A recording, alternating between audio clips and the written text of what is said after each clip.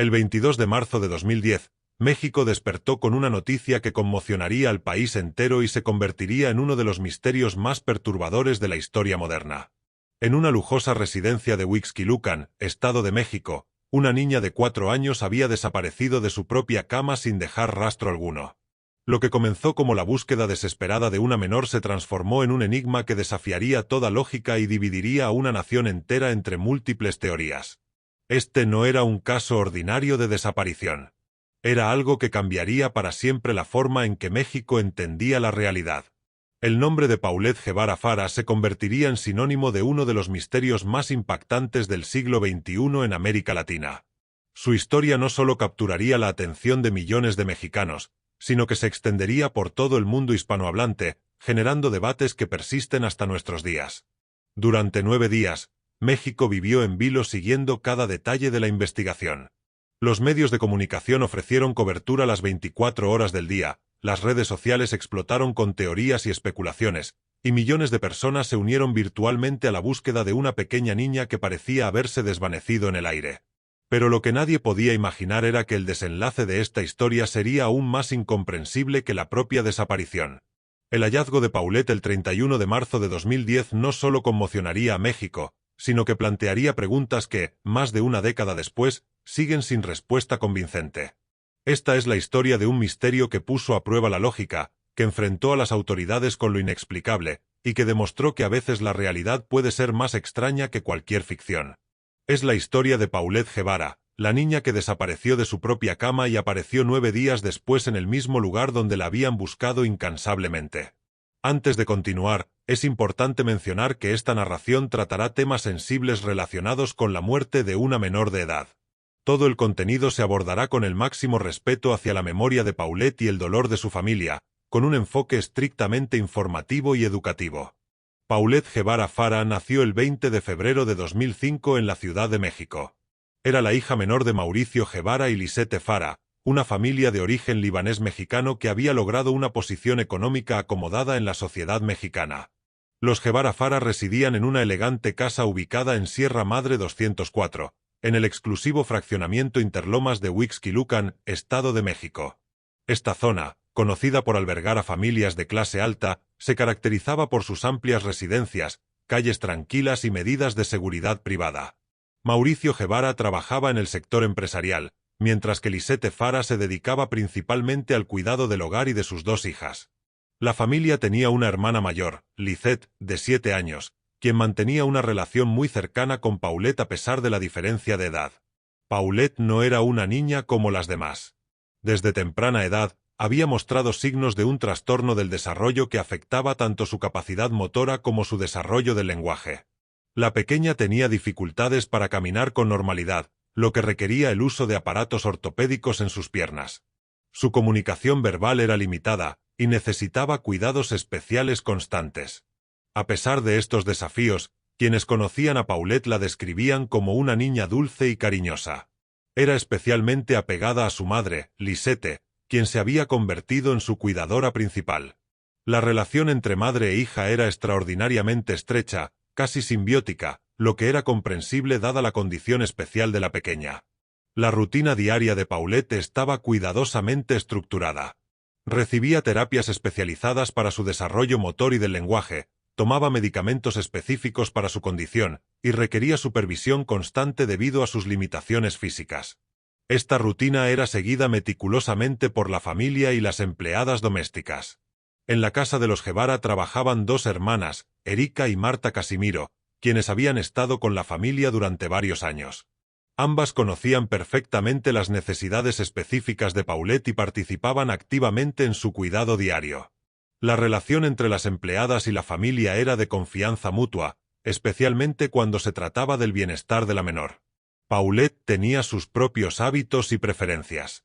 Le gustaba dormir en la cama de sus padres, una costumbre que la familia había aceptado dada su condición especial y su necesidad de sentirse segura. Esta práctica se había vuelto tan rutinaria que Mauricio y Lisette habían adaptado su propia rutina nocturna para acomodar la presencia de su hija menor. La casa donde vivía la familia era amplia y moderna, con múltiples habitaciones, jardines y todas las comodidades propias de una residencia de clase alta. Sin embargo, Para Paulette, el lugar más importante era la habitación principal, donde dormía junto a sus padres en una cama king size que ofrecía espacio suficiente para los tres. Físicamente, Paulette era una niña pequeña para su edad, de complexión delgada debido en parte a su condición médica. Tenía cabello castaño claro, ojos expresivos, y a pesar de sus limitaciones, mostraba una personalidad vivaz cuando se encontraba en entornos familiares y seguros. El cuidado de Paulette requería una coordinación constante entre todos los miembros del hogar. Sus medicamentos debían administrarse en horarios específicos, sus terapias tenían que seguirse religiosamente, y su seguridad física requería vigilancia permanente debido a sus dificultades motoras. El domingo 21 de marzo de 2010 comenzó como un día normal para la familia Guevara Fara. Habían pasado el fin de semana en Valle de Bravo, un destino turístico popular entre las familias acomodadas de la Ciudad de México, ubicado aproximadamente a 2 horas de distancia de su residencia en Huixquilucan.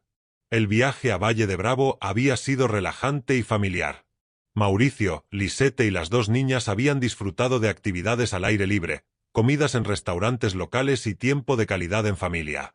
Paulette había tolerado bien el viaje, a pesar de que los cambios de rutina a veces la alteraban debido a su condición especial.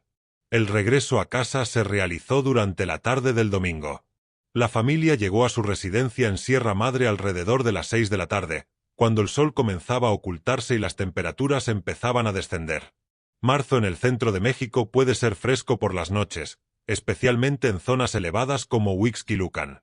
Una vez en casa, la familia siguió su rutina habitual de domingo por la noche. Las maletas fueron desempacadas, la ropa sucia fue separada para el lavado, y poco a poco la casa recuperó su orden normal después del fin de semana fuera. Las empleadas domésticas, Erika y Marta, habían regresado también para retomar sus labores habituales. Durante la tarde-noche, Paulette jugó con su hermana Lisette en las áreas comunes de la casa. A pesar de sus limitaciones físicas, la pequeña disfrutaba de los momentos de interacción con su hermana mayor, quien había desarrollado una paciencia especial para adaptar sus juegos a las capacidades de Paulette. La rutina de la cena transcurrió con normalidad. Paulette comió en su silla especial, diseñada para brindarle el soporte necesario debido a sus dificultades motoras.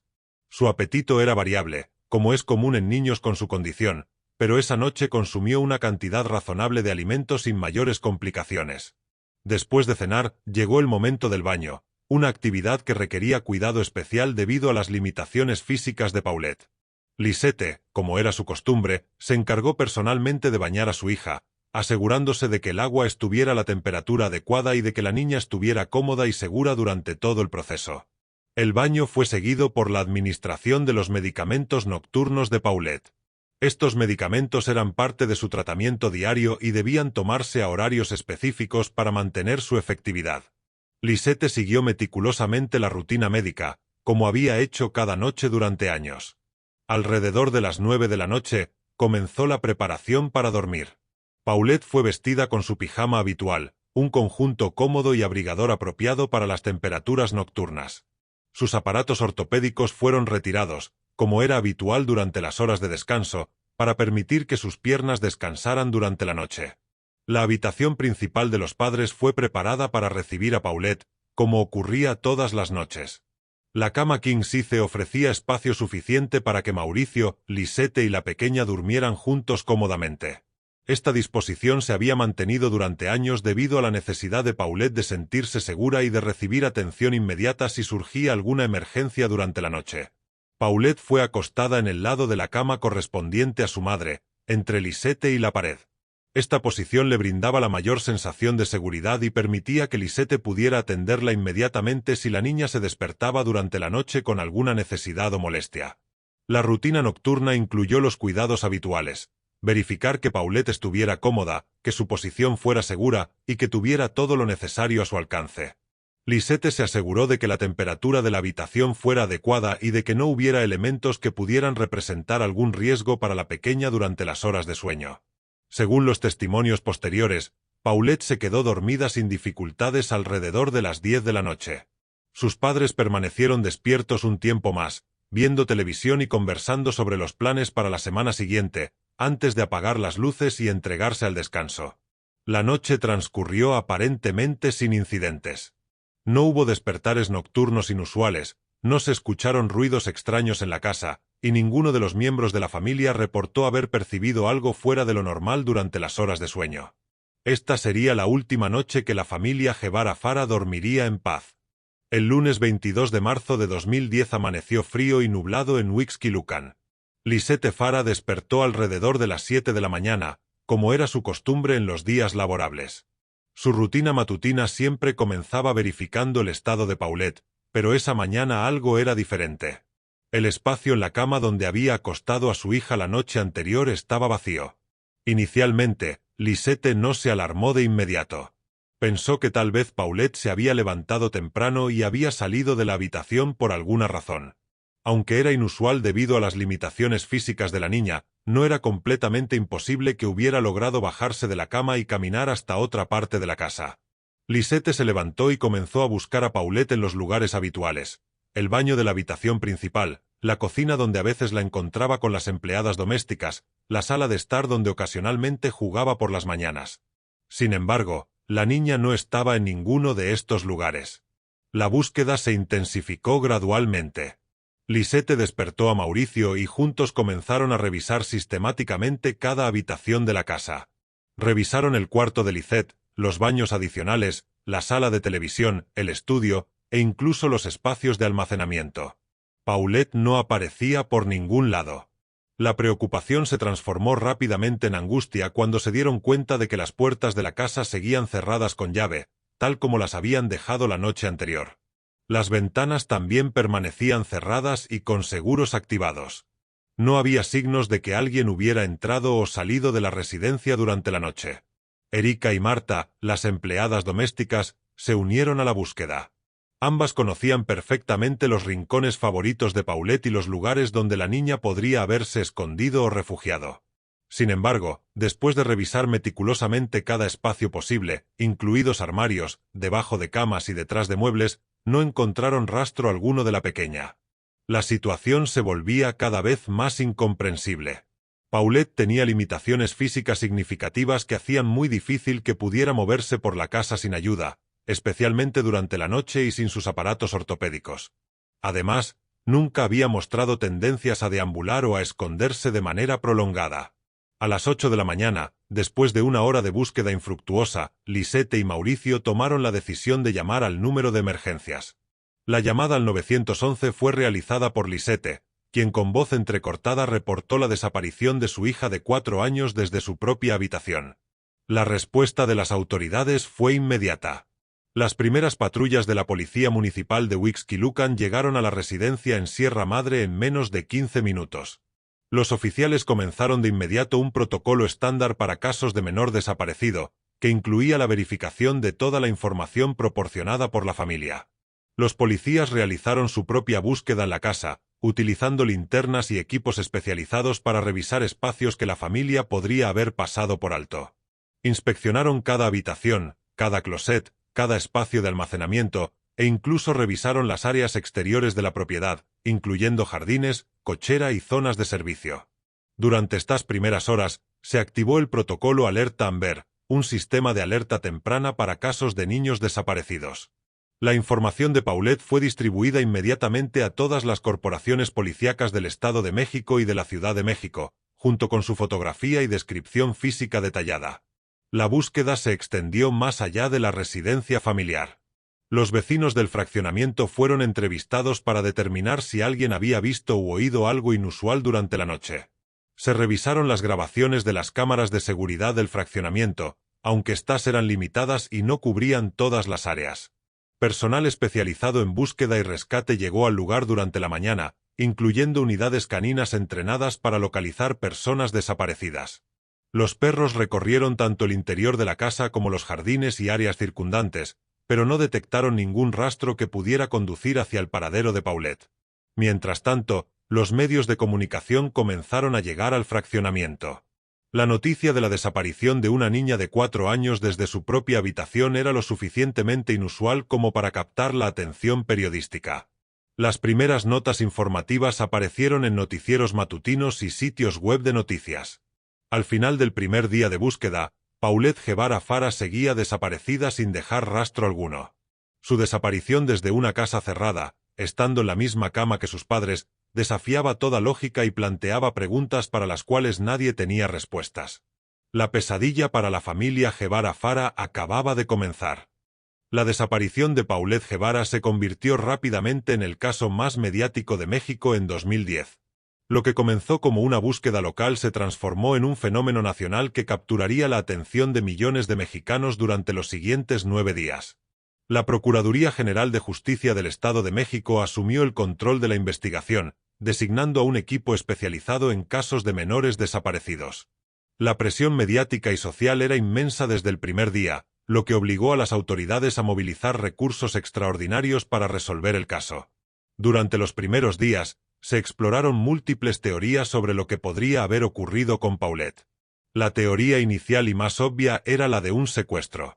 La familia Guevara Fara tenía una posición económica acomodada, lo que los convertía en posibles objetivos para criminales que buscaran obtener dinero a través del rescate de la menor.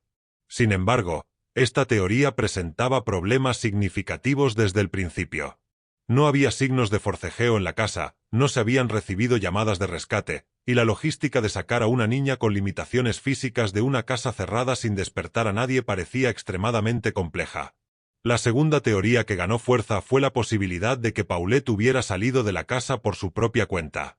Aunque sus limitaciones físicas hacían esto muy improbable, los investigadores exploraron la posibilidad de que la niña hubiera logrado abrir alguna puerta y salir al exterior, donde podría haberse perdido o sufrir algún accidente. Esta teoría motivó búsquedas extensivas en el fraccionamiento Interlomas y áreas circundantes. Cientos de voluntarios se unieron a las autoridades para peinar cada metro cuadrado de parques, lotes baldíos, arroyos y construcciones abandonadas en un radio de varios kilómetros alrededor de la residencia familiar. Los medios de comunicación proporcionaron cobertura las 24 horas del día. Televisoras nacionales enviaron equipos permanentes al fraccionamiento, y la historia ocupó primeras planas de periódicos durante días consecutivos. Las redes sociales, que comenzaban a ganar popularidad en México, se inundaron de teorías, especulaciones y llamados para unirse a la búsqueda. La familia Guevara Fara se convirtió en el centro de atención mediática. Lisette y Mauricio participaron en múltiples entrevistas televisivas, ruedas de prensa y llamados públicos pidiendo información sobre el paradero de su hija. Su dolor era evidente, pero algunos observadores comenzaron a notar inconsistencias menores en sus testimonios. Estas inconsistencias dieron lugar a una tercera teoría, mucho más controvertida, la posibilidad de que la propia familia estuviera involucrada en la desaparición de Paulette. Algunos investigadores y comentaristas públicos comenzaron a sugerir que podría haber ocurrido un accidente doméstico que la familia estaba intentando encubrir. Esta teoría se basaba en varios elementos que llamaron la atención de los investigadores: pequeñas contradicciones en los testimonios de los padres sobre los eventos de la noche anterior, la aparente falta de evidencia física de un secuestro, y el comportamiento de algunos miembros de la familia durante las entrevistas. Sin embargo, quienes conocían a la familia Guevara Fara rechazaban categóricamente esta posibilidad. Describían a Lisette y Mauricio como padres devotos que habían dedicado sus vidas al cuidado de Paulette, especialmente considerando sus necesidades especiales. Mientras las teorías se multiplicaban, la búsqueda física continuaba intensificándose. Se utilizaron helicópteros con cámaras térmicas, equipos de buceo para revisar cuerpos de agua cercanos, y tecnología de georradar para detectar posibles alteraciones en el suelo que pudieran indicar entierros recientes. La casa de la familia fue sometida a múltiples registros exhaustivos. Equipos de la policía científica utilizaron luminol para detectar posibles rastros de sangre, analizaron fibras y cabellos encontrados en diferentes superficies, y tomaron muestras de ADN de todos los espacios relevantes. Durante estos registros, la habitación principal donde Paulette había dormido la última noche fue inspeccionada repetidamente. Los investigadores fotografiaron cada centímetro, movieron todos los muebles, y utilizaron equipos especializados para detectar cualquier evidencia que pudiera haber pasado desapercibida. A medida que pasaban los días sin resultados, la frustración nacional crecía. México entero seguía el caso con una intensidad emocional que no tenía precedentes en casos criminales recientes. Paulette se había convertido en la niña de México, y su búsqueda se había transformado en una causa nacional. El 31 de marzo de 2010, después de 9 días de búsqueda exhaustiva, México estaba a punto de vivir uno de los momentos más impactantes de su historia reciente. Lo que ocurrió esa tarde desafiaría toda lógica y se convertiría en el aspecto más controvertido del caso Paulette Guevara. La mañana del día 9 había comenzado como las anteriores, con equipos de búsqueda continuando su trabajo y autoridades explorando nuevas pistas. Sin embargo, alrededor del mediodía, la Procuraduría General de Justicia del Estado de México tomó una decisión que cambiaría todo: ordenar una nueva inspección exhaustiva de la casa familiar. Esta decisión fue tomada como parte de un protocolo estándar en casos de desaparición prolongada, donde las autoridades revisar nuevamente la escena original utilizando técnicas más avanzadas y perspectivas frescas. El objetivo era asegurar que ningún detalle hubiera sido pasado por alto durante las inspecciones anteriores. A las 2 de la tarde del 31 de marzo, un nuevo equipo de investigadores de la Policía Científica llegó a la residencia en Sierra Madre. Este equipo incluía especialistas forenses, expertos en búsqueda y rescate, y personal técnico con equipos más sofisticados que los utilizados en los primeros días. La inspección comenzó sistemáticamente por las áreas comunes de la casa, pero rápidamente se concentró en la habitación principal, donde Paulette había sido vista por última vez. Los investigadores decidieron realizar una búsqueda más invasiva, moviendo muebles pesados que anteriormente solo habían sido ligeramente desplazados. Fue alrededor de las 2:30 de la tarde cuando ocurrió lo imposible. Mientras los investigadores inspeccionaban la cama king size donde Paulette había dormido con sus padres, uno de los oficiales notó algo inusual en la estructura de la cama. Decidieron levantarla completamente para inspeccionar debajo. Lo que encontraron conmocionó a todos los presentes. El cuerpo de Paulette Guevara Fara estaba atrapado entre el colchón y la estructura de madera de la cama, en una posición que sugería que había resbalado hacia el espacio estrecho entre el pie de la cama y el colchón. El shock fue inmediato y total. Los investigadores que llevaban 9 días buscando intensivamente a la niña se encontraron frente a la realidad de que había estado en el mismo lugar donde habían buscado desde el primer día. El lugar donde sus padres habían dormido durante 9 noches, donde habían llorado su desaparición, donde decenas de investigadores habían trabajado. La noticia se extendió como pólvora. Los medios de comunicación que tenían equipos permanentes en el fraccionamiento reportaron inmediatamente el hallazgo, aunque inicialmente con información confusa y contradictoria. La primera reacción del público fue de incredulidad total. El estado del cuerpo de Paulette indicaba que había muerto varios días antes, consistente con una fecha cercana a su desaparición inicial. Los indicios preliminares sugerían que la causa de muerte había sido asfixia posicional, es decir, que la niña había quedado atrapada en una posición que le impidió respirar adecuadamente. La reacción de la familia Guevara Fara fue de shock y devastación total. Lisette Fara tuvo que ser atendida médicamente debido a la impresión de descubrir que había estado durmiendo literalmente sobre el cuerpo de su hija durante 9 días. El trauma psicológico para toda la familia fue indescriptible. Pero el hallazgo también generó inmediatamente una avalancha de preguntas que parecían no tener respuesta lógica. ¿Cómo era posible que docenas de investigadores, incluyendo perros especializados, hubieran pasado por alto el cuerpo durante 9 días de búsqueda intensiva? ¿Cómo habían dormido los padres en esa cama sin percibir nada? El impacto en la opinión pública mexicana fue extraordinario. Las redes sociales explotaron con teorías, acusaciones y debates furiosos sobre lo que realmente había ocurrido. México se dividió entre quienes aceptaban la versión oficial de un accidente trágico y quienes creían que había elementos ocultos en la historia. La credibilidad de las autoridades sufrió un golpe severo. La pregunta que millones de mexicanos se hacían era simple pero devastadora: ¿cómo es posible que no encontraran a una niña en el lugar más obvio durante 9 días de búsqueda? El hallazgo de Paulette Guevara no trajo las respuestas que México esperaba. Por el contrario, generó aún más preguntas y controversias que persisten hasta nuestros días, más de una década después de los hechos. La versión oficial establecida por las autoridades del Estado de México fue que Paulette había muerto por asfixia posicional durante la madrugada del 22 de marzo. Según esta teoría, la niña se había deslizado hacia el espacio entre el colchón y la estructura de la cama durante su sueño, quedando atrapada en una posición que le impidió respirar adecuadamente. Esta explicación oficial sostiene que las características físicas de Paulette, incluyendo su peso reducido y sus limitaciones motoras, contribuyeron a que quedara atrapada sin poder liberarse. El espacio estrecho y la posición del cuerpo habrían creado una situación donde la niña no pudo generar suficiente fuerza para escapar o pedir ayuda de manera audible. Sin embargo, Esta versión oficial enfrentó inmediatamente un escepticismo masivo por parte de la opinión pública mexicana. Las preguntas que surgieron fueron múltiples y persistentes. ¿Cómo no detectaron los perros especializados el olor del cuerpo en descomposición? ¿Por qué ningún investigador movió completamente la cama durante 9 días? ¿Cómo durmieron los padres sin percibir ningún olor o señal? Una teoría alternativa que ganó considerable seguimiento fue la de un accidente doméstico mal manejado.